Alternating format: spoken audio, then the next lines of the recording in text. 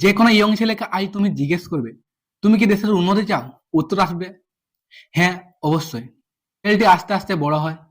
বড় হওয়ার পর ছেলেটি যখন জবের জন্য ইসরোকে যায়, যখন সে তার স্যালারি অফার দেখে সে উল্টো বাড়ি ফিরে চলে আসে। এই কথাটি আমি বলছি না, এই কথাটি বলেছেন ইসরোর চিফ এস সোমনাথ। ইসরোর স্যালারি সেক্টর ইন্ডিয়াতে এত কম, লেস দেন 1%। আইআইটি গ্রাজুয়েট লোকেরা ইসরোতে অংশগ্রহণ করেন।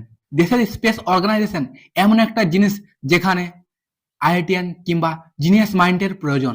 ইসরোতে 99% মানুষ এমন কাজ করেন যারা আইআইটি আজ পর্যন্ত পড়েনি, কেননা আইআইটিয়ান স্টুডেন্টদের আরো অন্য কোথাও অন্য ভালো কোনো অফার দিয়ে থাকে। ভারতে ইন্টেলিজেন্ট ছেলেমেয়েরা জানে যে ইসরো জয়েন করলে দেশ উন্নতি করবে, কিন্তু জীবনযাপনের জন্য টাকা পয়সার তো প্রয়োজন। যার যত বড়ই মন হোক না কেন, যে যতই দেশকে ভালোবেসে থাকুক না কেন, তার বেসিক চাহিদা মেটানোর জন্য যদি টাকা পয়সাই না থাকে, কিংবা পরিবারের মেডিকেল এমার্জেন্সির সময় যদি পকেটের মধ্যে লাখ টাকা না থাকে, তাহলে কি দেশকে আগে নিয়ে যাওয়ার কোনো মানে হয়? দেশকে ইসরোর বাজেট বাড়ানো প্রয়োজন।